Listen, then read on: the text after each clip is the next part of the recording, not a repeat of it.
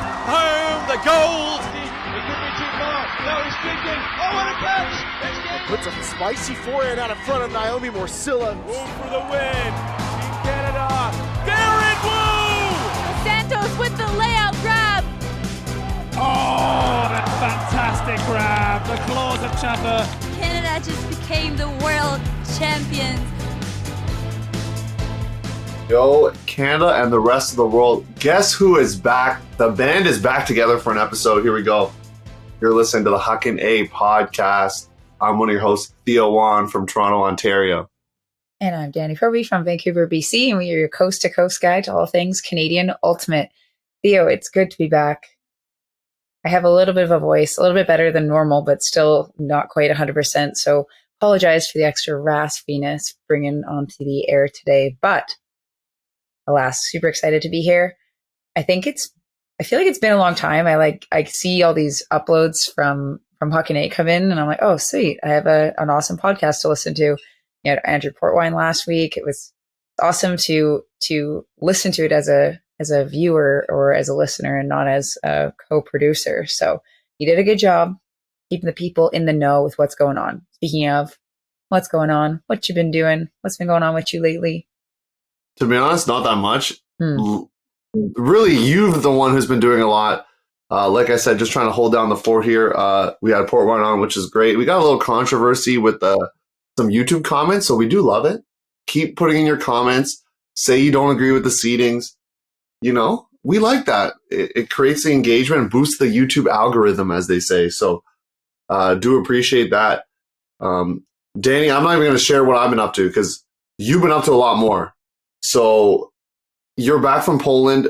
For those who were able to catch some of Danny's live stream, I could already tell Danny's voice was going on the live stream when she was streaming from her phone. So I kind of knew, I foresaw this happening. And I mean, for any Ultimate players out there, you play a 2-day tournament and your voice is already raspy from shouting on the sideline. So just imagine if you're coaching for 7 days straight, your voice is gone. So Danny, it sounds like your voice has recovered a little bit, but how are you doing finally being back home in Vancouver after being away there in Europe?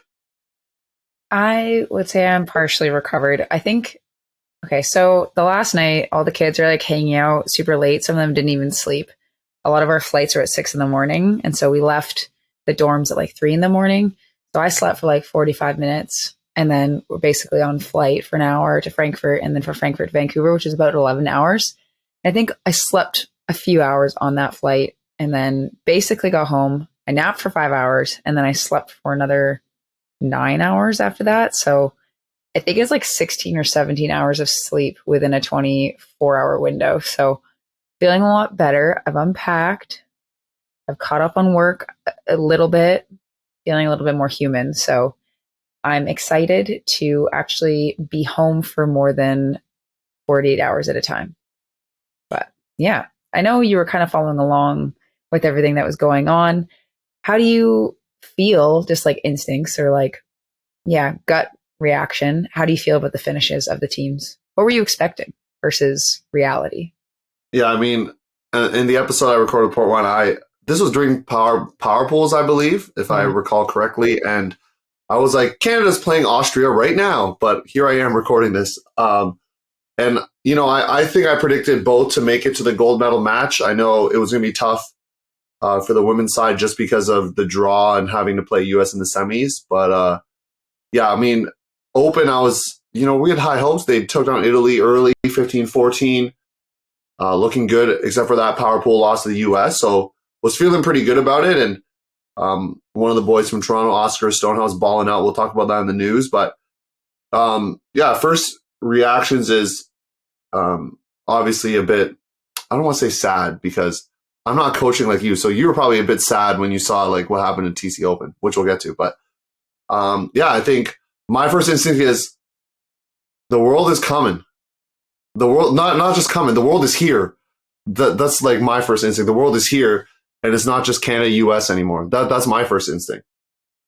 Yeah, that's definitely kind of the sentiment that we were feeling when we were there. It was, I mean, we'll talk about this again in the news, but that's generally kind of, I think I left the tournament with a lot more questions than answers. And I'm excited because I think I have some ideas about how I think Canada could keep competitive, because it's not a given anymore. And we don't love that. Like, everyone's expecting, especially at the U20 level, both teams to roll right into finals, and it's not the case anymore. So we got to pick up our socks and we got to get working, because we can't just like rest on what we've always rested on. We got to keep pushing. So I'm excited to be back. I'm excited because I'm motivated. Got U24 stuff I'm supposed to be organizing this week and doing some interviews for my assist coaches, talking about tryout dates. We're very close to be able to announce, I think by the time this airs, I think the tryout dates should be announced within the next week.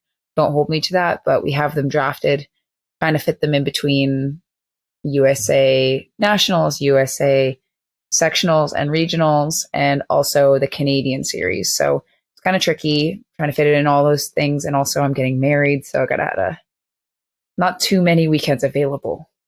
Yes, Theo, you look like you have a burning question.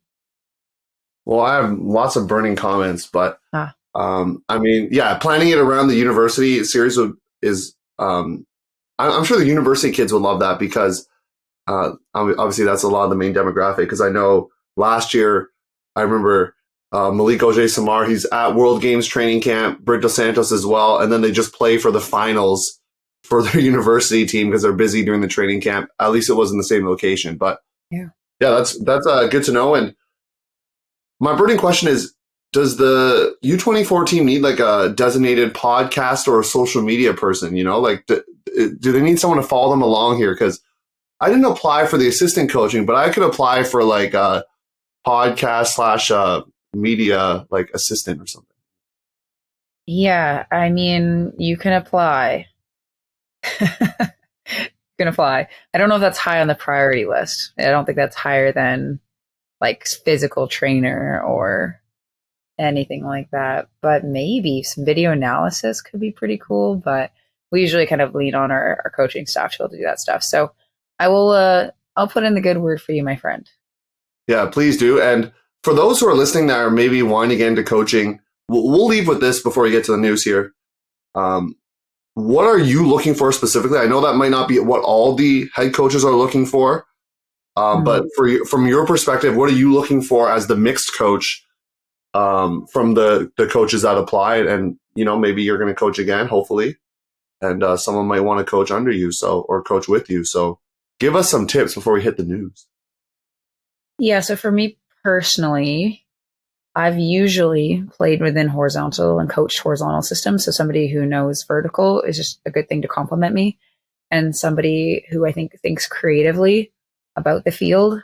So when you coach mix, there's a whole other layer of complexity that comes into play when you're trying to design offenses and defenses with like all genders on the field at the same time. So it definitely, people with mixed experience is definitely a big deal for me. I'm looking for geographic diversity as well. So those are some things that I look for, and also like a little bit of a vibe. So it's hard to kind of assess vibe, but I think when coaches get along really well and are able to also confront each other in like a professional way, I think that's really important. So something that I look for is somebody, like if I say something that they don't agree with, will they be confident enough to say something? Because I think that's super important. I don't want people to be like, yes, ma'am. I want them to be like, have you thought of this or something else? So I have some very specific things I'm looking for. There was, I think, 25 eligible applicants that passed through Ultimate Canada's like first test. And I need to narrow it down to 2 by the end of the week. So good luck to me. Yeah, good luck is right. And maybe you throw in like a trap question, like a question that is like, or you make a point that is wrong and see if they like just agree with you blindly or if they challenge you. Maybe hey, I'm giving the secrets out, I've already thought about that. I was like, what could I ask that's like so outrageous that I'm giving them all opportunities to say they disagree in an interview, but I don't know if I should do that or not. We'll see. Maybe not. We'll leave you in mystery if you are one of the successful people that's going to be interviewed. So we'll leave you in mystery if Danny's actually going to pull that off. But right now we're going to hit the news. We're going to start with U20 stuff, kind of delve deeper into the tournament. And we'll also talk about a U.S. tournament coming up, Elite Select Challenge, where a few Canadian teams will be going.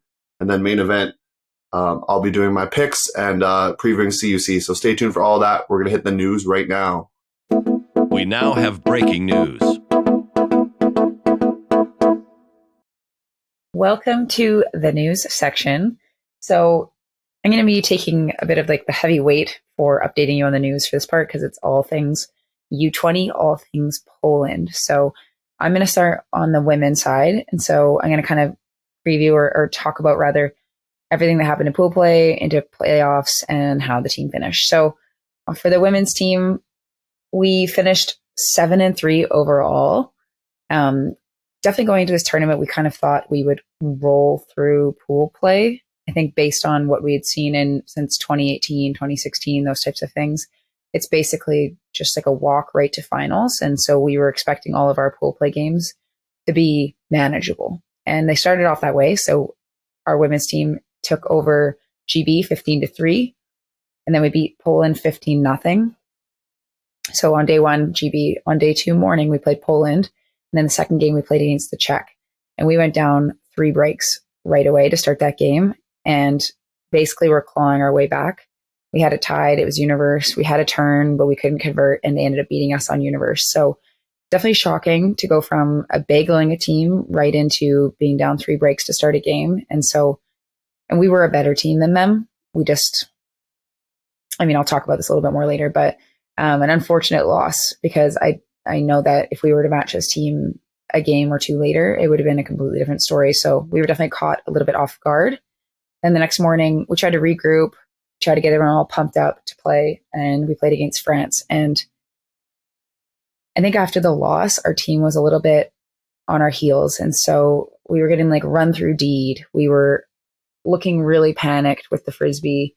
It was not the team that we had selected that showed up that day. It was a very tough experience to coach through.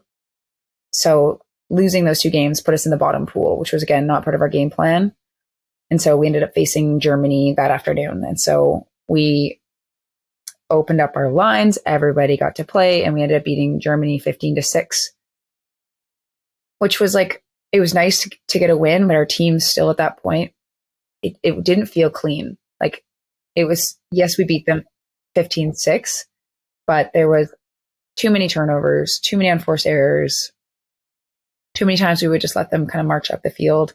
We were very cloggy. We weren't running our systems. And so definitely had a bit of a weird vibe after that. And we had to kind of regroup and play Italy in the morning. So we thought Italy would be our toughest matchup in the bottom pool. And they were really good. We just pulled away a little bit at the end, but the game was really close. So we ended up winning that game 15-12. And then we faced Austria as the final game in our bottom pool, and we beat them 15-8. So that left us 5-0 in the bottom pool. And then we were to face New Zealand, which was the other team that made it all the way, the other team in power pools that dropped down. So we had to beat them to make it to semis. We started down 4 breaks.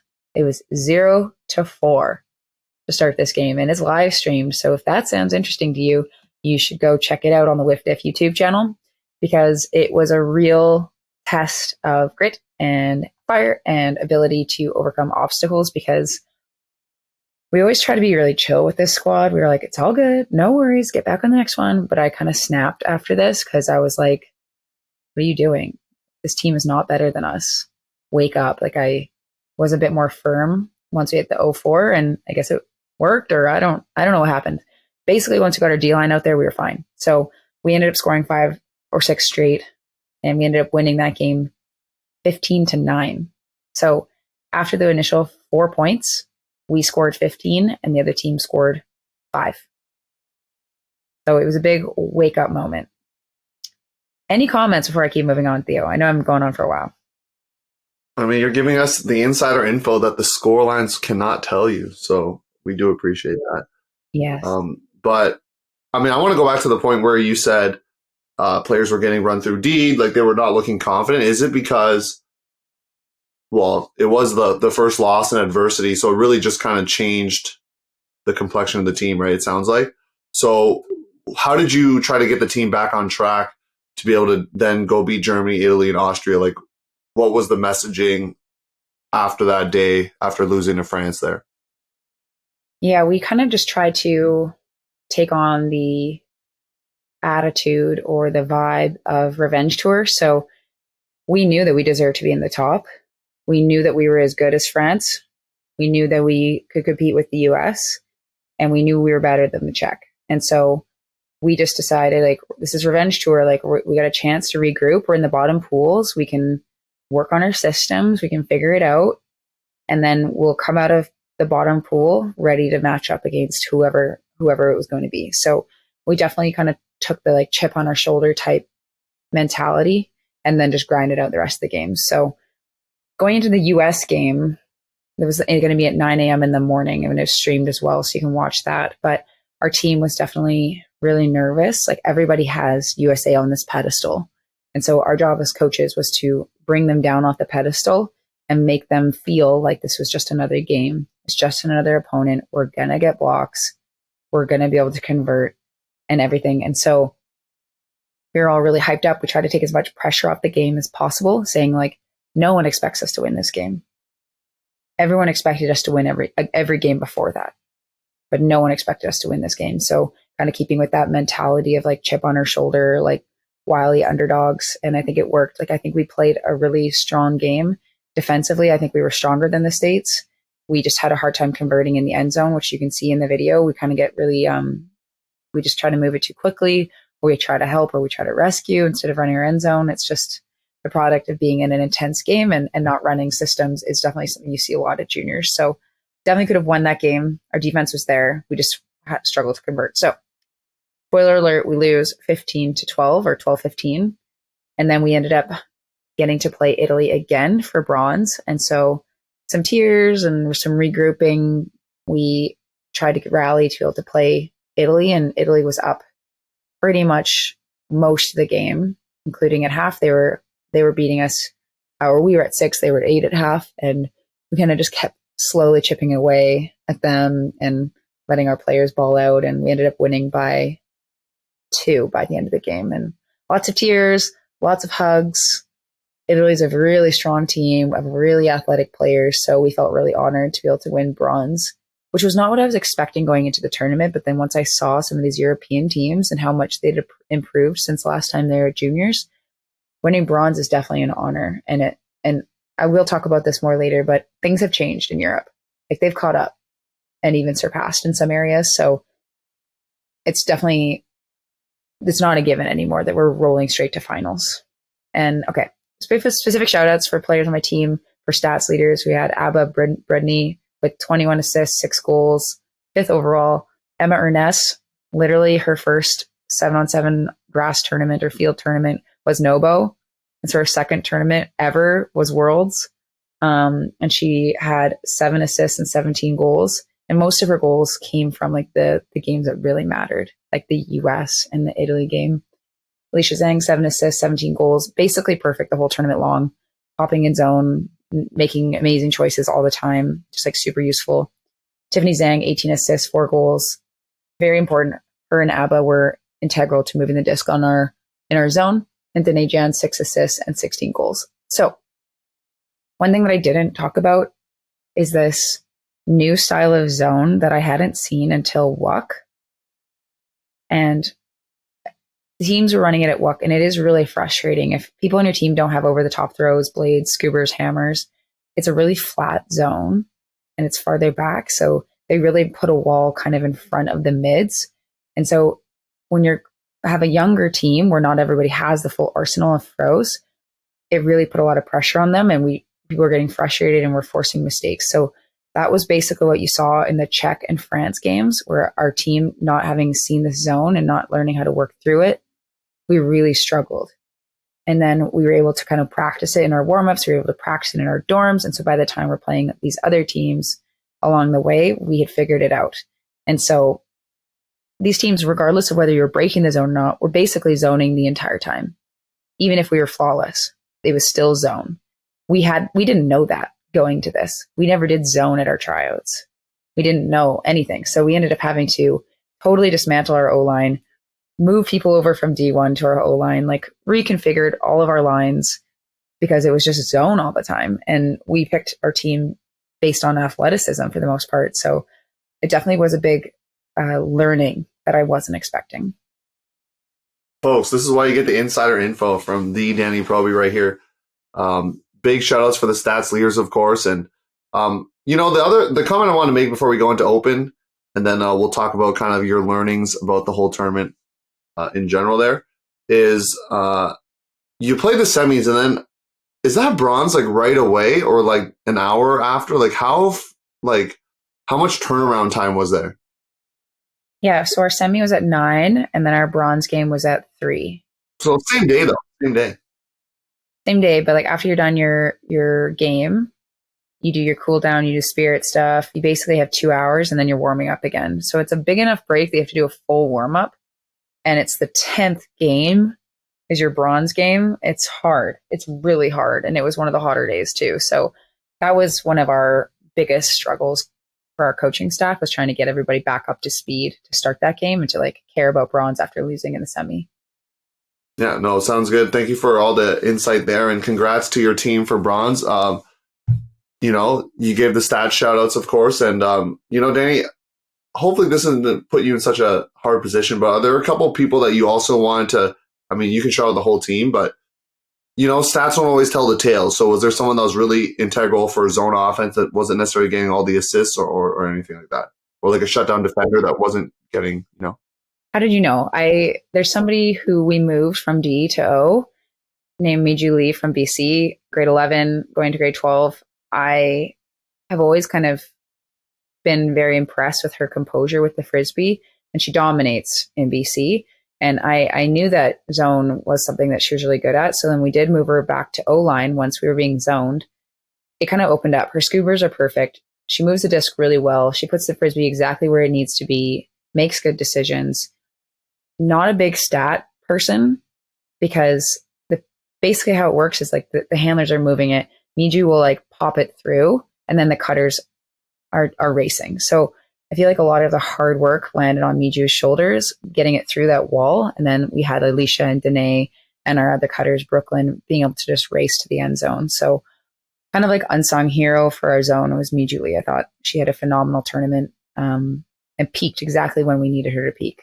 In terms of defense, MRNS, basically we put her on the other team's best player, and they just wouldn't touch the disc anymore. Again, she's barely played Ultimate. It's amazing. What sport background? Running. Maybe skiing, something a like that. A little cross country, a little long distance. I like that. Yeah. And one final shout out I want to give is to Emily Cho on D-line. I feel like when it's stall 8 or stall 9, her handlers need a bailout. She makes a phenomenal cut, gets it.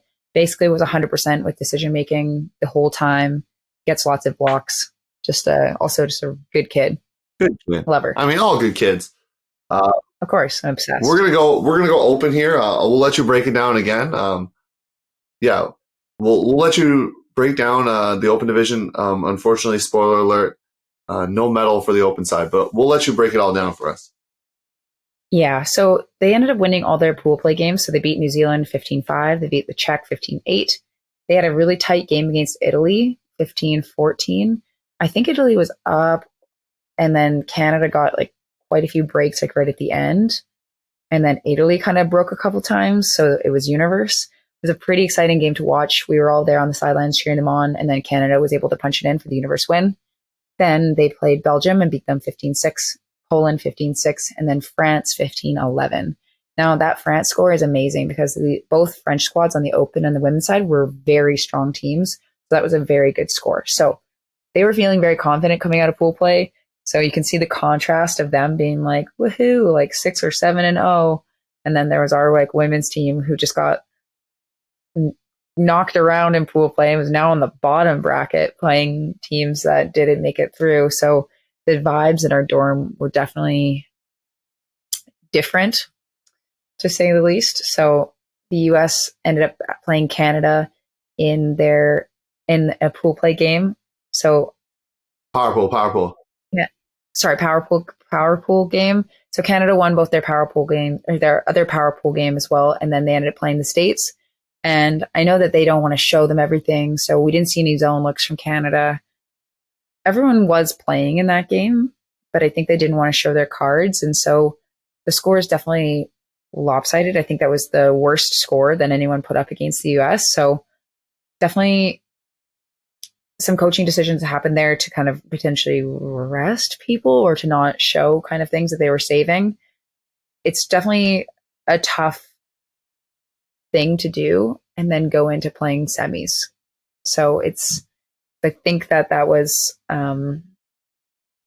I think you don't want to lose regardless. You're an athlete. Even if it's not an advantage to win necessarily or lose necessarily, they're still going to be automatically in semis, whether they won that game or not. So it's still tough to go down 15-5. So Canada ended up playing France in semis, and they were up at the beginning of the game. And then just kind of like slowly France was getting breaks back, and Canada seemed to kind of lose all momentum and confidence, really. Their O-line definitely struggled kind of later in the tournament to convert and got broken quite a few times at the end of the game. So they ended up losing 14-10. So they had to kind of regroup. It was the same amount of time as us, but their games are staggered. So we were at 9, they were at 11. And then we were at 3, they were at 5. So they ended up playing Italy also at 5. I think for the Canadian Open team, they were expecting to be in finals. They'd beat France and Italy already. They won all their pool play and power pool games minus the States. I think they really had their sights set on being in the finals. So losing to France in the semis and then having to play another game was not something I think a lot of them expected was going to happen. Whereas for us, we were kind of taking more of an underdog position. So we were prepped either way. So I think it was pretty tough turnaround for those guys to be able to lose that game in the way that they did and try to regroup for bronze, because you could just see they went down early. They were down 5-10. So like pretty bad. They found a little bit of life, and it was one of the more exciting games that I've seen. That like comeback that Canada had was one of the best ones I've ever seen. So they ended up bringing it back tied 11-11, and it still looked like they could have won, but unfortunate turnovers here or there on D lines where they could have punched it in. They could have been leading, ended up being Italy being able to go the other way and scoring. So they ended up losing to Italy 12-15 and took 4th. So I know it was super disappointing to them, but some specific shout outs. We have Oscar Stonehouse with 8 assists, 17 goals. Also got a lot of blocks for their O-line, so he was very dominant. I think he also signed autographs for people, and everyone was calling him the AUDL superstar. Oh, so, gosh. Like Europeans were calling him that, or what?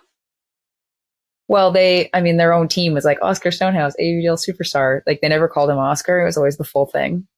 So, Koji Suzuki, 11 assists, 11 goals. Neo DeBrew, 9 assists, 11 goals. And Marty Gallant, and we have 11 assists and 9 goals. I need to say that the person that impressed me the most was Martin. He is like the definition of like the type of athlete you want on a team like this. You could see it in one of the highlights that UltiWorld posted, where an American team, or maybe it was USAU posted, an American player was going to go lay out for the disc, and Marty peeled off of his check to try to lay out and block it. Not only was it a safe play, it was super heads up, super athletic. This kid is literally everywhere, all over the field. He's the most explosive kid out there and just like a difference maker. So shout out to Marty. You're the real deal. It's fun watching you play. So one thing that I did want to mention is that I know like Koji and Neo both played for Flag, and Neo specifically logged a lot of minutes at WUC. And I think it kind of started showing with their kind of decision making. Koji was pretty injured by the end. Like, he had like a layout in the game against Italy, and then when he stood up to, there's a call, he stood up. He was like clearly like hunched over and stuff. It was, I think it was really tough. And I think teams in the future are going to have to make decisions about whether players can double dip with like CUC or double dip with WUC and Worlds, because it was, it looked like it played a part in kind of some of their O-line struggles. I hear what you're saying. First of all, thank you for summarizing all that for us.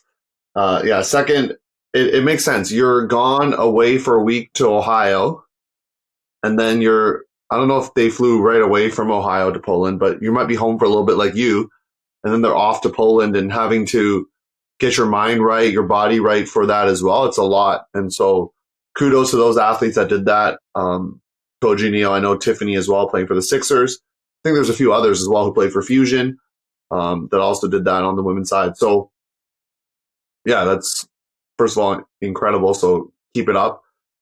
We don't have the open coach here to give shout outs for, non-stats leaders. So I don't know, Danny, if you saw anyone besides the 4 that you just mentioned with the stats leaders that played an integral role as well.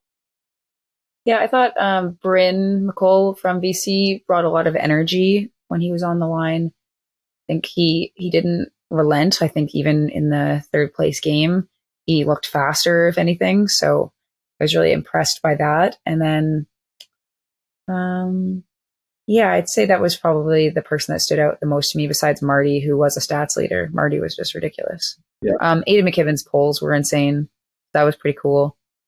Yeah, Marty repping for all the short kings out there. I know he's not the tallest person on the field, and as a shorter person myself, I love when the short kings out there repping. So thank you for summarizing that. Now we get to the fun part, because this is still the news section, but we get some thoughts of, kind of what I mentioned earlier, which is, the world is here. It's not just coming, it's here. So what are your kind of thoughts from the tournament overall? And you mentioned earlier about ways that we can improve. So I'll give you the floor once again.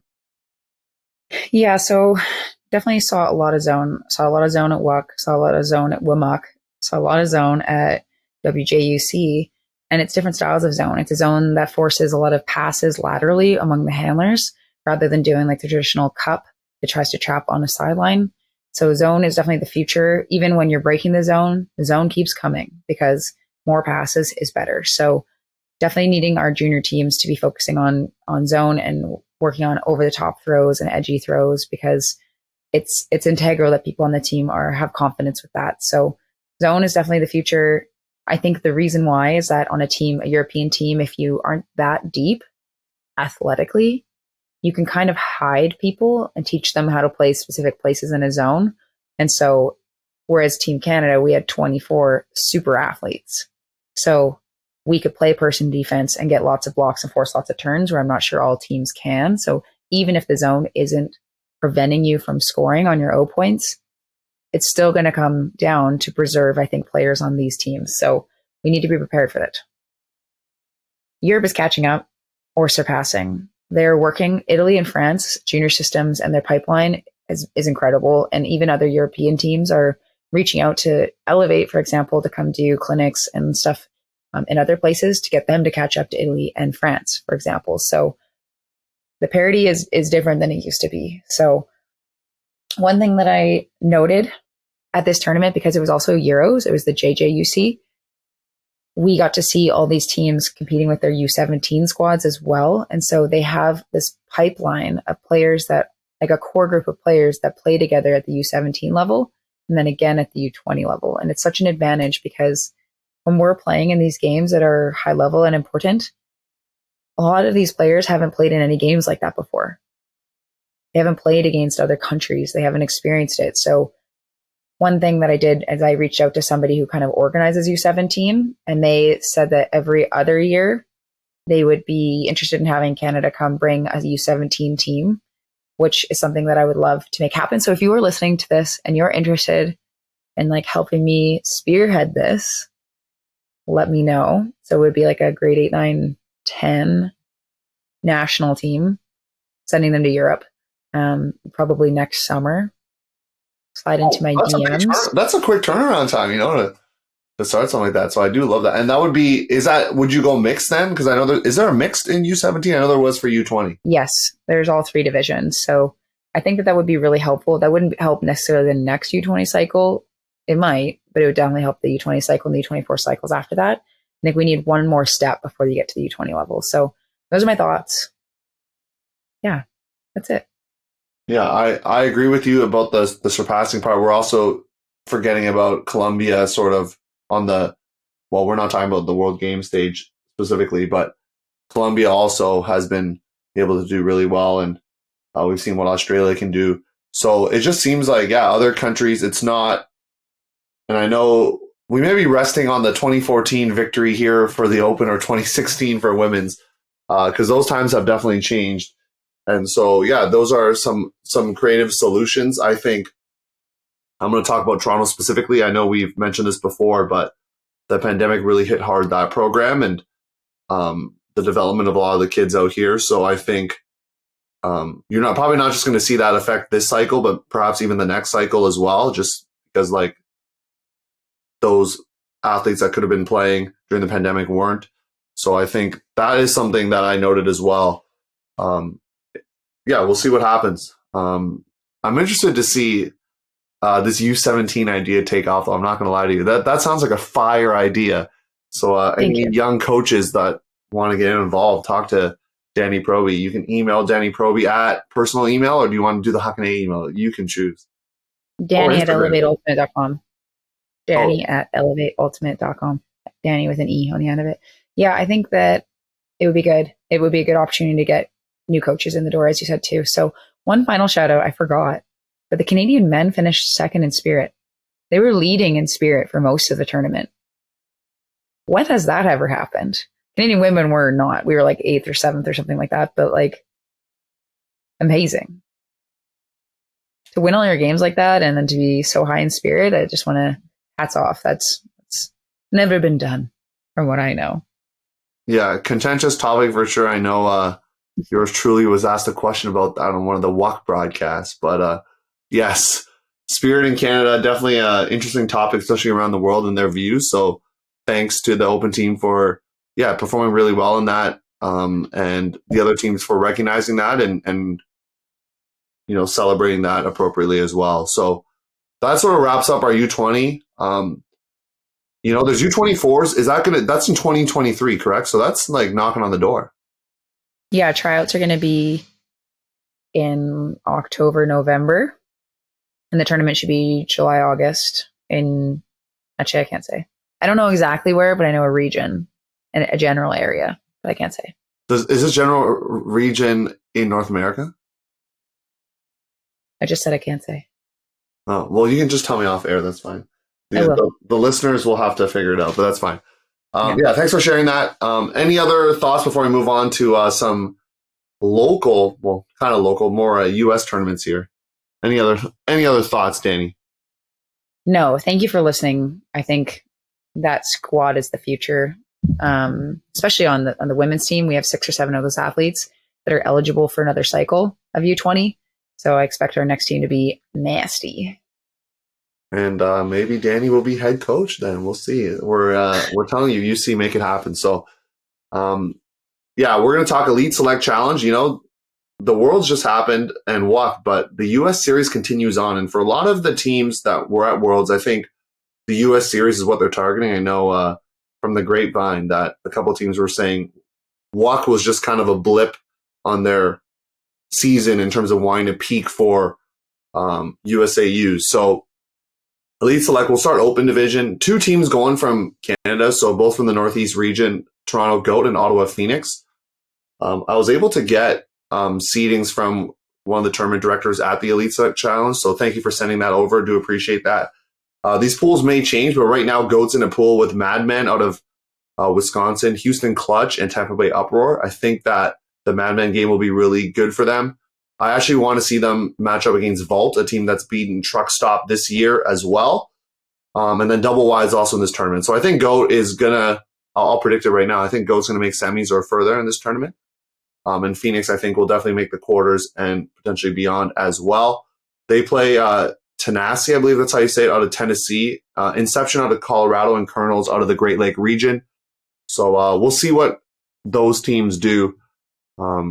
Phoenix is playing another U.S. tournament. They had also with GOAT, but Phoenix played a tournament earlier with a lot of Phoenix players. I know Danny's favorite squad, Phoenix, out there picking up playing with Phoenix. So they're able to match up with some of those like select level teams. And so I think being able to play them again, I believe they played in a tournament where Vault was there as well. So being able to play those teams again would be great for them as they try to make a run. And Mephisto's trying to make a run in the Northeast region as well. So a lot of Canadian teams trying to make it there. And for the Sixers, they are the number 1 seed in this tournament.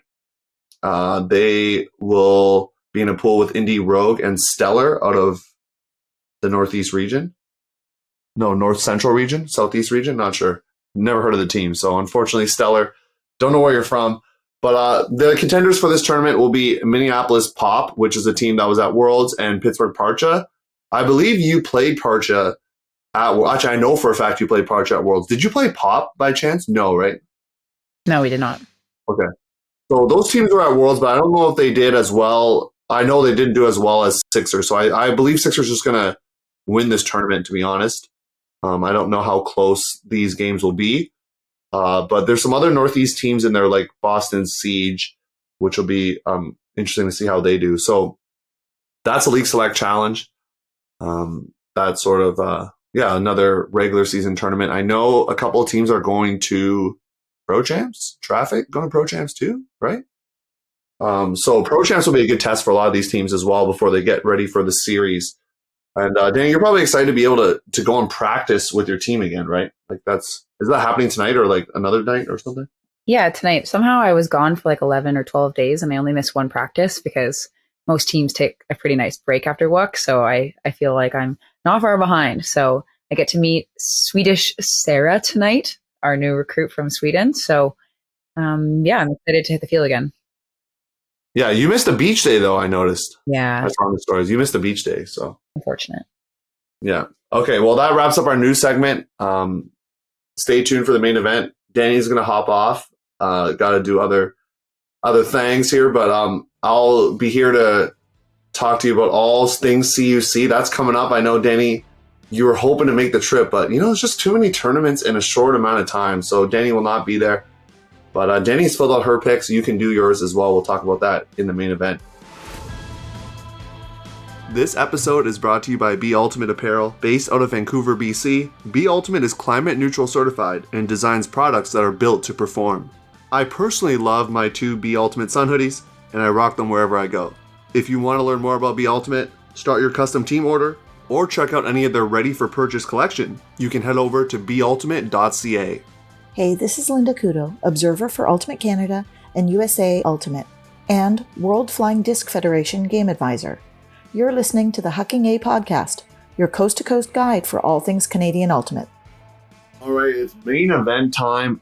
It's the best time of the year, It is CUC time in the senior division, meaning it is adult, otherwise known as what I call the regular, but it's actually senior. So before we even start with the preview, make sure you join our picks contest. You can get all that information on our Instagram or our Facebook. If you don't have any of those, you don't need an account to access that information. So you just go to instagram.com/Huckin A or _A, and you can find the link in our bio. You don't even need an account, I'm pretty sure. But if you have trouble, you can always email us at huckina@ultiworld.com. We've already got a ton of responses. Chance for you to win a free 1-year subscription, full one, to Ultiworld means you get all the video access, bonus articles, subscriber-only segments, all that good stuff. So make sure you do that. But right now we're going to talk CUC Senior. It is taking place at the Credit View /Sandalwood Sports Fields in beautiful Brampton, Ontario, August 18th to 21st. And we're going to get right into it. Schedule is up. You can check it out. I believe they're going to use what they did for Masters, which is the schedule system that WFDF uses. So you'll be able to follow along. I think they'll fill in each game after the game. It won't be live like it was at Worlds. But you'll have a really cool opportunity to see like stats and things going on as it comes. So we'll try to link that from our podcast social media pages so you can check that out as well. We're going to start with the women's division. One thing to note, of course, is a smaller division. Then in 2019, there were 16 teams. So that was really cool. But last year at UCI, there was less.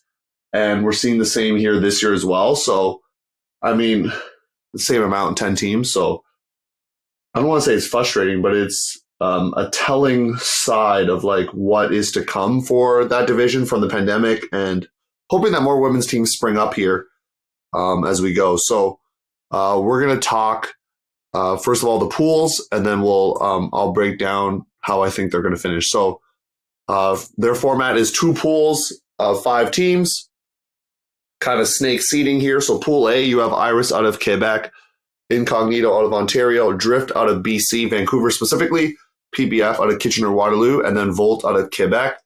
I think the heads and above team here is going to be Iris, obviously. They did really well at Worlds, 13th at Worlds, which is insane considering they were 4th at UCI in 2021.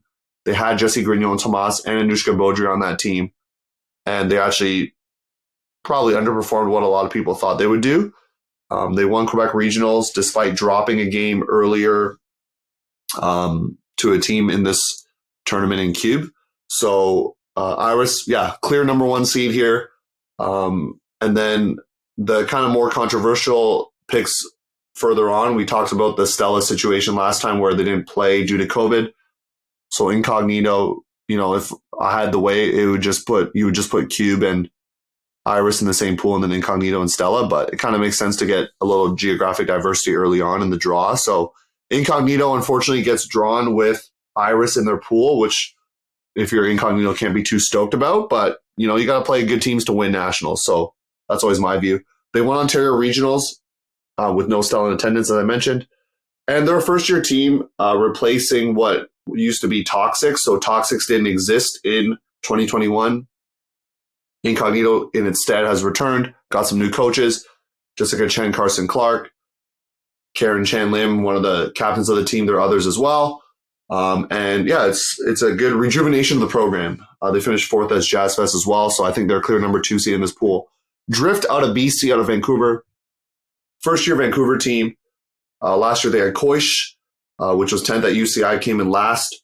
There's going to be a lot of young players out of Vancouver.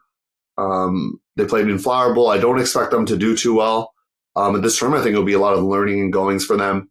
PPF out of Kitchener-Waterloo will be 8th. They've had a kind of I don't want to say up and down season. They kind of finished middle of the pack, finished 5th at Tux. They finished 6th at Jazz Fest. So they'll be sort of they're my upset pick, which I'll explain in my picks after I go through the pools. And then Volt, which did not win a game at regionals, coming in the 9th spot. So the way I see it going is going to be Iris, Incognito. PPF is going to take the 3rd slot, and then Drift will get the 4th slot in this pool, with Volt coming in last. In Pool B, we have Stella, clear number 2 seed, I guess, based on World's rankings. They came in 29th at Worlds. Did not participate, as I mentioned, due to COVID at Ontario Regionals, and then they finished 6th at UCI in 2021. I expect a really good test for them in pool play with Cube. To be honest, I think that's going to be a really good matchup for them. And one of my games to watch is going to be that game in particular. And just want to clarify, they came in 5th at UCI. Stella came in 5th. Salty actually came in 6th and got the last bid there. So, we have Stella. And then we have Cube out of Quebec City. They came in 2nd at Jazz Fest, losing to Venus, a team seated below them in this tournament. They defeated Iris in pool play, as I mentioned. They're a clear 3 seed here. And they'll give Stella a good game. Remix is a young team out of Alberta, a little bit of Calgary, Edmonton infusion for you. A young squad, I've been told by my sources. So finished 5th at Flower Bowl. Don't know if this is the tournament for them to kind of, I don't want to say peak, but do really well. I think they're still going to have some learnings here. So I actually expect Venus, the 7 seed. Remember, there was a potted draw, so some teams could really move a couple seeds here. But Venus won Jazz Fest, defeating Cube. Did not participate in UCI in 2021. And so kind of rejuvenating the program back up, part of the CUVFM system, CUVM, the women's system in Montreal there. So I actually picked Venus to upset there. And I think Luna, which is the 2nd team out of Ottawa, a couple of U20 players, though. The Belanger sisters are out there. And so I think Luna will give Remix a good game. 2 young teams going at it on the live stream, so make sure you check that out. But the way I see it shaking out, they go into a power pool concept. as well. And then I have Cube taking on PPF in the 3-6 matchup with Cube taking it. Incognito taking on Venus with Incognito taking it. And then Iris is actually going to be a rematch of what happens in pool play. But Iris is going to take down Incognito and Stella over Cube. And then I have Iris defeating Stella. I'm going to say the scoreline is 15-11. I think Iris just a little bit more seasoned.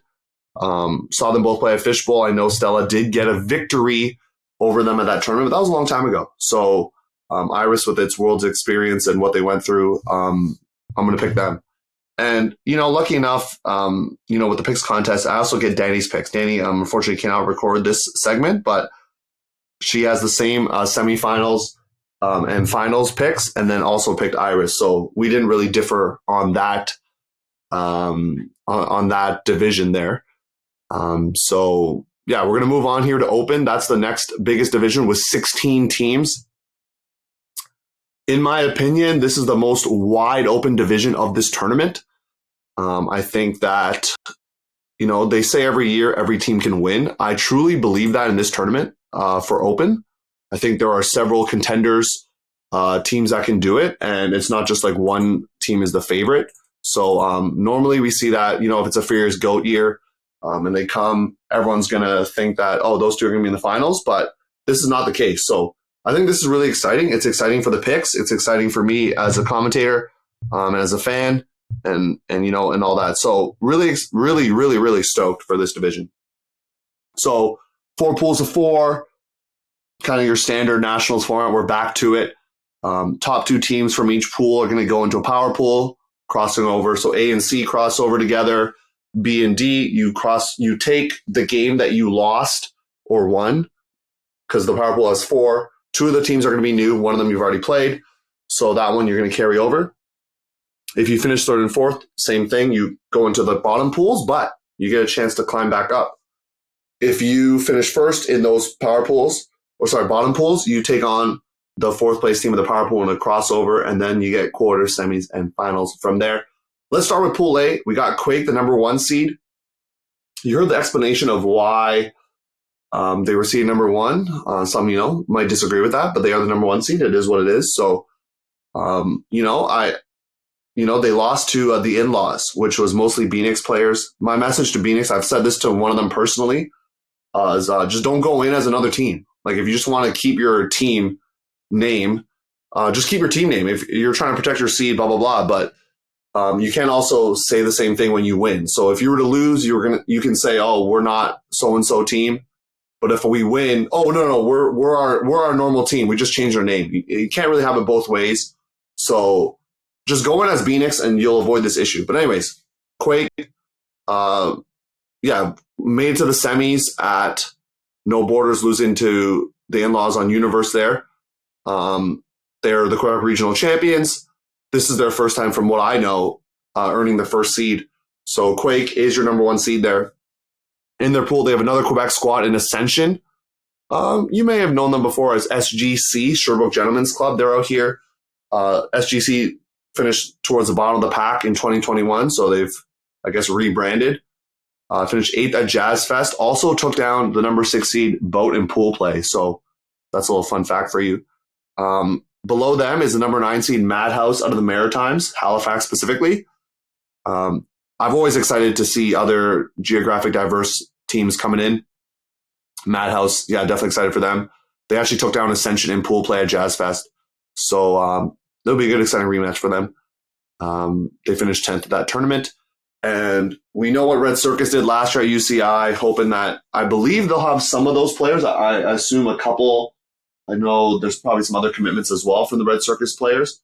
But I think a couple have played or are probably going to play eventually on that team. So Madhouse is going to have some good players there. So keep an eye out for this team. They're the 9 seed in this tournament.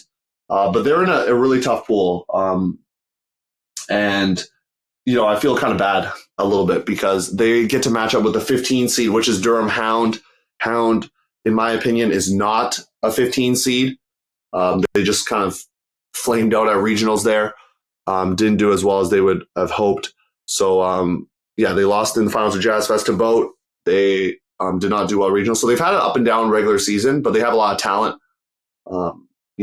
almost a full line of Toronto Rush players, a couple Go practice squad members. So this pool is going to be tough. And my prediction for this pool is going to be Quake is going to take the pool, but Hound is actually going to come in second, and then Ascension, and then Madhouse, unfortunately just got in a tough draw there. So I got you finishing last in that pool. In Pool B, we got Phoenix. I already talked about them. They won Ontario Regionals, went undefeated. They're a first-year team replacing what used to be Shrike. They got rebranded. They added some ex-Phoenix players, kind of fringe Outlaws players that were on the team but didn't make it or maybe chose not to play. Either way, not on the team. They added a few veterans, and they're poised to make a run. So watch out for Phoenix.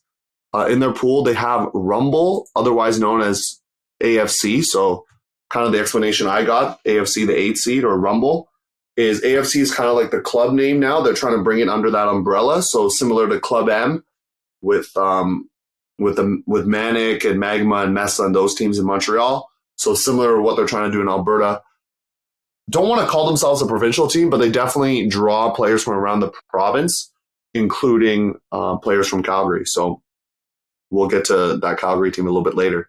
But this team finished second in 2018, and a few of those players will still be on this team. So a good pool play matchup between Phoenix and AFC. Then you got Regiment, Spirit Champs from UCI in 2021. They showed up to No Borders, finished 10th, losing to GT. So they're seeing 10. There you go. Always love to see what St. John's, Newfoundland can do. And I want to see them continue to build on that local talent. I know Nick House has been working hard out there and others, not just him, to grow that program. And so really looking forward to that for them. And Magma, you're the 16 seed. You got in because another team dropped out in Mephisto.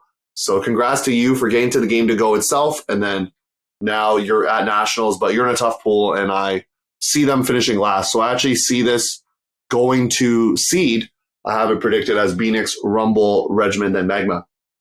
Moving over to Pool C, we got General Strike, a team that finished second in 2017. They had a really disappointing UCI last year, finishing 8th. I don't think many people saw that coming. They finished 11th at the Pro Elite Challenge this year in 2022. So they've had they had some games played for them. So they're the top seed. They'll have Manic in their pool out of Montreal. Manic actually went to a tournament called Boston Invite, which we have talked about, and they actually won the Classic bracket. So they weren't able to get into the Elite bracket. They won the Classic bracket. Maybe if they go next year, they'll go to the Elite bracket. But either way, that's what they did. They actually defeated a short-handed Mephisto squad in pool play at Quebec Regionals, eventually lost to them, and ended up as the 3rd seed out of Quebec. But due to the fact that Mephisto dropped out, they're now the 2nd seed out of Quebec. So they're the 5 seed. GT, another team that has had, I'll say, up and down results. They finished 9th at Jazz Fest and 9th at No Borders. And I think for their team, they probably think that they're better than that. And so they're hoping to show that here at this event. They're seated 11th right now. Long gone are the players from their 2016 championship team. So I believe Kevin Tien might be the only member of that team still there. So they're in a tough pool as well, with General Strike and Manic above them. And then Oni out of BC, a first-year team from my knowledge, kind of the 3rd open team out of Vancouver. They actually went winless at BC Regionals, and I see them going winless in pool play here. And I'm actually going to predict this pool also, to go to chalk. So I have it all going the way of seeds. And then we have Pool D, which is, if we're talking pools of death, I think A and D probably, I would call it that. You got Blackfish, the 4 seed. In my opinion, probably shouldn't be the 4 seed, but they lost in Vancouver Regionals to Victoria Surf, a team that's not even competing here. They finished 13th at UCI in 2021. They returned 7 members from that team, so maybe that's good for them, a little reset. But I just don't know if they're going to be able to compete with these 2 other teams in this pool. One of them being Boat. They won Jazz Fest in Montreal, defeating Hound. They are in their final year as a program, so I know that's a big thing for them. And they also took down Quake, the number 1 overall seed, in quarterfinals at Jazz Fest. They also defeated out a team in their pool. They were unable to win Ontario Regionals, lost to Phoenix in the final, but able to take down GT in the 2-3 game. So Boat there is your second seed. Then you have Whiskey Jacks out of Calgary. I think that, some of their talent got lost, of course, to Rumble. And I think that based on their results and what I've seen from the past few years and what they did at No Borders, coming in 13th, I don't really see them doing well in this tournament, unfortunately. I think it's continuing to grow that program, continue to develop, and we'll go from there. But Out is a team that I think is super underseeded as well. From what I've been told, they didn't really send a full squad to regionals. I don't know why you do that, but anyways, Out, you didn't send a full squad. That's fine. But you get seeded the way you are now because of that. You finished 4th at Jazz Fest. This is a second-year squad out of the Gatineau region. Excited. I'm excited for a lot of things, as you can probably tell, but looking forward to what they do. I actually predict them to come in second in this pool, Boat to win the pool, and I actually predict Blackfish to finish 3rd. So that's maybe the first spicy picks of this open division here. And then in the power pools, I have Manic finishing last in the power pool, and I have Out finishing last in their power pool, meaning that there would be some crossover action. I have GT winning their bottom pool and Blackfish winning their bottom pool. GT takes on Out in the crossover. I have Out winning. Blackfish takes on Manic in the other crossover. I have Manic winning, and then I have my quarterfinalists out here. I also want to talk about Danny's picks for quarterfinalists. She actually went with the top 7 seeds. Did not pick Rumble. Very surprised, but Danny does not pick Rumble. Picks Madhouse instead. So Danny going with a little off the kilter picks, but we like that because you never know. I think this division, like I said, is very wide open. So in the quarterfinals, I have General Strike versus Out. I have Strike taking it. Rumble versus Hound, probably the best quarterfinal. If that were to happen, hope you stream it. Rumble versus Hound. I have Rumble winning. Then we have Manic versus Phoenix. I have Phoenix defeating Manic, and then I have Boat versus Quake, and I'm going to pick Boat. They took down Quake earlier this year. I think Quake is a good team, but I don't know if I think they might be a shaky 1 seed. I don't know. Maybe I'm just I'm just going off of what I think. So I think Quake is a little bit of a shaky 1 seed. They've never been there before. Maybe this is the year. But right now I predict Boat to take them down. I have Boat and Phoenix in 1 semifinal, and I do have Phoenix taking that one in a rematch of the Ontario Regionals final. I have General Strike taking on Rumble. I was going to say Rumble. I have General Strike taking that one. And so I have General Strike and Phoenix in the final.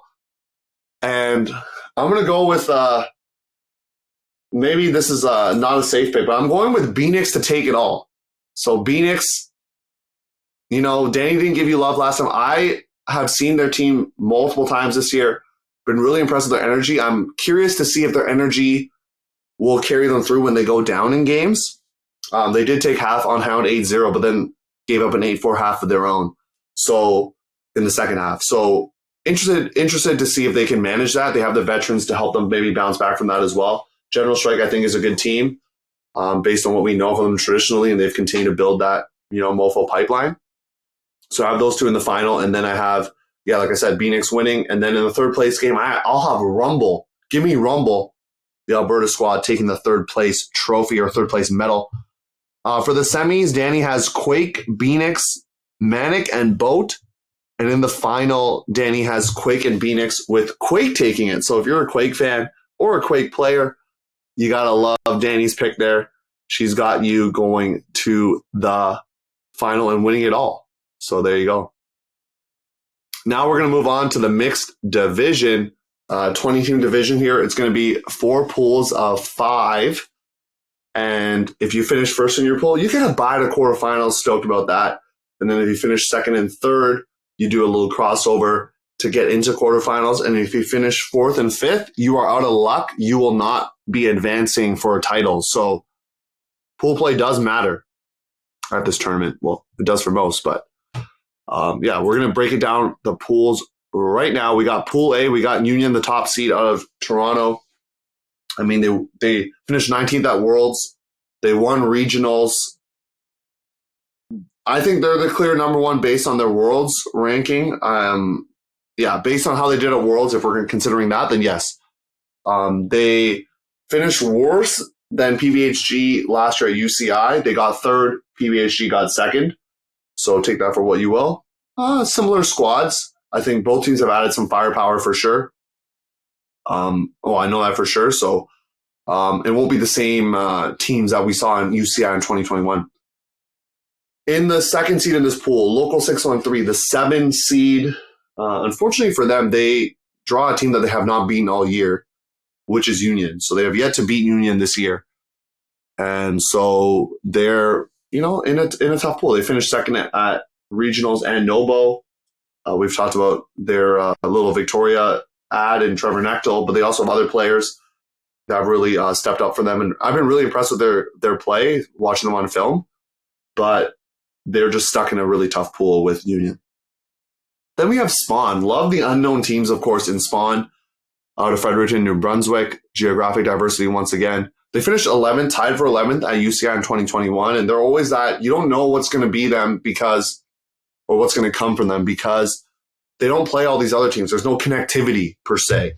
So you kind of just have to, I don't know how you scout them if you're in this pool. I think you just have to maybe watch one of their games and see, but they'll get their first test right away against Kombucha Culture, which is the 5th seed in this pool. But we have Flames on Rose out of Montreal, I believe, out of Quebec. 4th team out of there. They weren't at UCI in 2021, so don't have as much info on them. So we'll see how they do. I think they're in tough with Kombucha Culture, who's going to be pissed off with how they finished at regionals. I believe it's more of, I know Mutt X was a team, and now they've kind of rebranded to be this team. So Kombucha Culture, they did not do well at regionals. They came in last. They qualified because all the teams qualified. But I think they're going to come in with a little bit of chip on the shoulder here for this tournament. So in this pool, I have Union, Local, Flames on Rose getting the 3rd spot, then Kombucha Culture coming in 4th, and I actually have Spawn coming in last. Perhaps it's the unknown factor, but I think the battle-testedness of these Quebec squads are going to lead them a little bit ahead of them for now. Moving into Pool B here. Start off with the top seed PBHG. They added an Australian import there at Worlds. Very impressed with him. I believe he was 2nd in total stats, if I'm not mistaken. So you come in 2nd in total stats, that's pretty impressive to be able to pull that off. So Thomas Boyle is the name of that player. Believe he's going to be there. We'll be disappointed if he's not because he tore up the mixed division at this tournament. I'm just looking up his stats here from Worlds. He didn't come in 2nd. He actually led all players with 53 points, 40 assists, and 13 goals. Have a tournament, Boyle there. So you come from Australia, played for Ellipsis, and now is on this PBHG side. I think very highly of this squad. I got a chance to commentate their game against Hybrid. They did lose that game, but was just impressed with even speaking with Josh Kerr after the game, one of their captains, just how happy they were with that game. Even though they didn't win, they were just happy with the test and a chance to grow and get better. And they're able to be battle tested for this tournament. So I think, relatively speaking, they're going to be, I don't want to say untested in pool play, but I think they have the players to be able to carry them forward here. Crash is the number 8 seed out of Kitchener, Waterloo, Ontario. It was not long ago that they finished in the podium of CUC. So they're a team that has the moxie. I know a lot of the team has changed over the years. But I think this team was definitely a quarterfinalist team and maybe could sneak into semis depending on the matchup. So we'll see what happens there. They finished 4th at Nobo. No Borders there in Ottawa. The next team is Fable out of BC. They finished 2nd at BC Regionals, losing to TT 13-9. I think they will always be kind of seen, at least from the Ontario perspective, as the 2nd team out of Vancouver. So will they be able to shed that label off and be able to get into the quarters? I think they can get into the crossovers for sure. Quarters, we'll see. But this team is the 3rd seed, 11th seed overall. You have Crux next out of Hamilton, Ontario. This team, I think this is their best ever regionals finish. I could be wrong. They finished 5th. regionals. I could be wrong on that one, but I know how they did at regionals. They were really stoked with. They ended up taking down Force as well. They beat Danger Noodle in a playing game that's actually on film. You can watch it if you're an Ulti World subscriber. They finished 6th at Nobo. This team really focuses on gender equity. I know it's a big thing for them, so they're doing it the right way for the mixed scene, and they're trying to make perhaps a quarters run. Then you have Red Fox 2. They were seated above Kombucha Culture, as Port Wine talked about last week, just by virtue of defeating them at regionals. I don't expect them to win a game in pool play. I could be surprised, but I expect them to be last there. So in terms of the pool, I have PBHG. I have it going to seed, actually. So 1, 2, 3, 4, 5, how they're lined up in the pool. I expect it to go that way at this tournament. Pool C now, you got 2 Quebec teams as the 3 and 5 seeds overall and the 1 and 2 seeds in this pool. You got Red Fox. I mean, look at the rise of this program. They won Quebec regionals. They won No Borders over Local 613, the 7 seed. In 2021, they finished 6th after being the 4th seed in their pool. This team could compete for a title, so watch out for them. But also, keep an eye out for Harfang. Used to be Battleship. Kind of rebrand. I know they lost a couple players, or a few, but a couple have stayed in tow, and they're trying to do some damage here. They finished 6th. They finished 5th at Nobo. Sorry about that. Finished 5th at Nobo, just a few weeks ago or a month ago, and 2nd at Quebec Regionals. So this team could make some noise. The game between Red Fox and Harfang will be streamed. So that's going to determine, I think. And I think they got probably a pool that it's just going to be those two, in my opinion. So those two, that game is for the bye to quarterfinals, which in a 3-day tournament is really important. So tune in for that game. I may or may not be on the call for that, depending on how we distribute it, but watch it anyways. Next, we have Lit. Been told by one of our Huckin members to watch out for Lit. But hey, you might be a little biased. You're from there. But team from Calgary, another one of those unknown teams. We don't know what they're going to bring. So it's hard to predict when you haven't seen them on film. You don't know what they're going to do. They weren't at UCI in 2021 from what I can see. Going to have to dig back here to maybe 2019 results to see how they did. And they came, looks like tied for 15th. So they tied for 15th, it looks like, or something like that. So towards the bottom end of Nationals in 2019. So I don't know how they're going to do. You never know with a team that you just haven't seen or know a lot of the players. So they're kind of a wild card as the 3rd seed in that pool, 10 seed overall. Then you have Force, a team that's faced a lot of turnover. Not the same Force team that came in 4th in 2019 at all. A few players remaining in tow from that squad, but definitely a little bit different. They finished 13th at UCI as well, so perhaps they're trending downward. They're going to try to change that this year at CUC. And then you have Mola Mola. Love the name. They're the B squad for Fable. They got a sweet logo. They got a sweet name. But unfortunately, I think that's where the sweetness starts and ends there, because I don't see them winning a pool play game. Hopefully they can get a W somewhere in this tournament, but it's going to be tough sledding for this squad from Vancouver. In terms of the pool, I have Red Fox, then Harfang, then Force, then Lit, and then Mola Mola. So I have Force getting that coveted third spot there in Pool C. And then Pool D, we got TT out of Vancouver, a team that's been trending upwards, downwards, maybe both ways. This is their highest seed since 2018, where they were seeded 3rd and finished 6th. This could be the year. I don't know. Could this be the year? They finished 7th last year at UCI. They're seeded pretty high here. Think they have some of the pieces to put it together.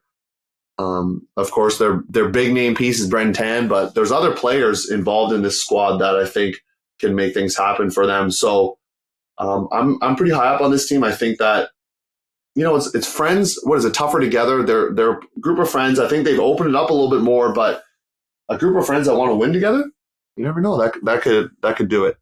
So Loyal.E or Loyal out of Laval, they're the 6th seed. I think they're a shaky 6th seed. We haven't seen too many teams from Laval do well on the national stage recently, at least from what I know. I know the university seems a little bit different. But they didn't compete at Nobo. They did well at Quebec Regionals. That's where they are the way they are right now. But I think they're a shaky 2 seed in the pool. If I'm Crank, which is the next seed, number 9, I'm loving it. I think Crank's been more battle-tested. They've had to play a lot of these Ontario teams that are higher seeded than them, like a Local and a Crash. And they actually lost to Local and Crash by 1 apiece, settling for the seed that they're at right now as the 4 seed of Ontario. So Crank, I'm high up on a little bit. They're third. They finished 3rd at Nobo, actually. Next, we have Crank out of Ontario. They're the 9 seed overall. I think they got like the position that they're in right now. They lost to Local and Crash by 1 each at regionals, settling for the 4th seed out of Ontario. But they did come back and defeat Crash and finishing 3rd at Nobo. I think this team's been more battle-tested than a team like Loyal out of Laval there as their 2nd seed in the pool. So I think Crank is primed to make a little upset. That might be a spoiler for my pick there. We have Quest next out of Quebec City, a team that finished 12th at Nobo. This team did well at UCI, finishing 4th, just missing out on Worlds, actually. I don't know if they knew that at the time because we just weren't sure about the bid situation, but they did lose to Union in the 3rd place game, and they just missed out. So I think this Quest team looks a little bit different. I don't think I've seen the results to kind of pick them to do the finish that they did UCI, which is finishing 4th. And then the last team to talk about, we have Danger Noodle of Toronto, a team that is new, team of friends mostly, but they also held some trials and got some other players. They lost to Crux in that game I mentioned before. That game is on Ulti World. You can watch it. They got the last bid from Ontario. They finished 7th at Nobo. Could this team make a chance into the crossovers? Perhaps.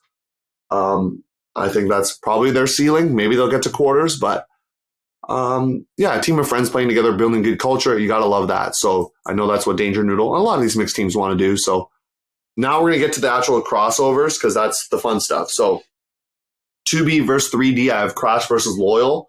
I have Loyal actually finishing 3rd in this pool, Crank taking 2nd, Danger finishing 4th, and Quest finishing 5th. So before I even get to the crossovers, that's what I have for the picks for that pool D. In the crossover, I have Crash taking on Loyal, Crash winning. 2C versus 3A, I have Flames versus Harfang. I have Harfang winning. 2A versus 3C crossover, I have Local versus Force. I have Local winning. Like I said, they just got a tough draw there with Union in their pool. And then I have Crank versus Fable. I have Crank winning. So maybe a little Ontario love there. I have 3 of the 4 crossovers being Ontario teams. There's a lot of Ontario and Quebec teams in this tournament, 7 apiece. So first quarterfinal, I have Union versus Crash. I have Union winning. TT versus Harfang, probably one of the more spicy quarterfinals. I have TT winning. PBHG versus Local. Give me the Winnipeg group. And then I have Red Fox versus Crank. Give me the Ottawa group out there. So I have Ottawa. Yeah, maybe I'm questioning the pick, but I'm going to go with it. I'm going to go with a little upset city here. I'm going to pick Ottawa, the Crank squad, to take down Red Fox. And then I have Union PBHG in the finals with PBHG taking it all. I saw what you did at Worlds. I commentated both Union and PBHG, so I feel like I have a general idea of those two teams. And if I were to imagine them playing each other, I predict PBHG to take it in a very close final. I know I didn't pick a score for the open final, but I'll pick one here. I'm going to say it's going to be like 15-13, 15-14, really close. I have TT coming in 3rd, taking in that one, and perhaps they could even get – I think they could potentially make the final. But then they're stuck in a tough semifinals matchup against Union there. So those are my picks. We'll get to Danny's picks as well. Obviously, she's not here, but we can still read what she picked. So she has all the top 8 seeds going to quarters, and then after that, she has Union, PBHG, TT, and Harfang making the semis. And then she has Harfang out of St. Jean-sur-Richelieu. Hopefully I said that right for the Quebec fans in the audience. I have them playing Danny has those two teams playing. And then maybe a little bit of a homer pick. I won't say it out loud that way, but she has TT taking it all, getting their first ever title, bringing it back into Vancouver for the mixed scene. So that's what you got there. I mentioned a few of the games that were being streamed. Forgot to mention there, General Strike is taking on Manic in a stream game as well on Thursday. So please tune in for that. I think that's going to be a good matchup between the 1 and 2 seeds in that Pool C. Friday, we'll have some power pool action along with another Red Fox game versus Lit. So Lit, you're going to be on the live stream and chance for you to make some noise. And then from there, we're going to have Saturday some semis action, some bronze medal games on the live stream, and then, of course, all the finals. So tune in for all that good action. And once again, if you want to prove your knowledge, you think you know more Ultimate than Danny and I, that's fine. That's cool. Prove it in the picks contest. That's what we want to see. So sign up for that. You can do it on our Instagram, Facebook. Email me if you need to, huckin@ultiworld.com, or email us, and we'll be sure to get you the Google form. But sign up. It's free to enter, and you can win a 1-year subscription and bragging rights for knowing more Frisbee than other people. So why not do that? Hey, this is Andrew Batchelor, Competition Director for Ultimate Canada, and you're listening to the Huckin A podcast, your coast-to-coast guide for all things Canadian Ultimate. Final thing I will say, thank you for Ultimate Canada for organizing this. We're back to somewhat normalcy in terms of the format. 16 in the open, 20 in the mixed. We, hope for a little bit more in the women's, and hoping that will change there in 2023. We're back to, a regular 3-day tournament with the finals on the 4th day. There's a tournament party, which you may or may not see yours truly at. So that's all good stuff. Then we got juniors coming up, so stay tuned for a juniors preview as well. I know we have a lot of those in the audience, and they want to hear their team's name and what we think is going to happen for their squad. So that wraps up the main event of CUC Preview. I think a pretty thorough one, I might add. You hear about all the teams. Try to talk about each team at least a little bit. And so hopefully that gets you ready for the tournament. I'm just excited to see who comes out on top, because I know I'm going to be wrong probably in the open. So for the open division, please you don't have to be gentle. If you want to chirp me on social media, that's fine, because I made the picks. But this is a wide open division this year. So that's all I'm going to say. But Phoenix, I picked you. So go out and make it happen. Other teams, use that as fuel. And that's it. That wraps up the main event. Thank you. And we'll just hit right into the outro here, which is thank you for tuning in. Follow us on social media, Instagram, Facebook, Twitter. We're more active on Instagram, so do that. We're on the road to #2K. So help us get there by following us on Instagram and telling your friends about it. Stay tuned for subscriber only, where Danny and I Danny will come back on the episode, and we will talk about participation in Ultimate in Canada and how we can continue to increase or try at least to get some top teams to play locally here in Canada. This question was inspired by hopefully one of our listeners, but one of our fans, David Hallcoulter, has been on the podcast before, one of the captains of Rumble. So that's where that got inspired. And so Danny and I share some ideas on the subscriber only. But tune into the live streams, continue to support the local Ultimate community here, or greater Ultimate community here in Canada. If you're in the Ontario area, specifically in the GTA, go and check out Nationals. It'll be really fun. Lots of great games. You get to see people you haven't seen in a long time. So even if you're not playing, come by and say hi to different players. You can come by and say hi to me in the booth. Unfortunately, Danny will be virtual, so you won't be able to see her. But that wraps up this episode. Thank you for listening, and I'll catch you next time on the Huckin A podcast. See ya.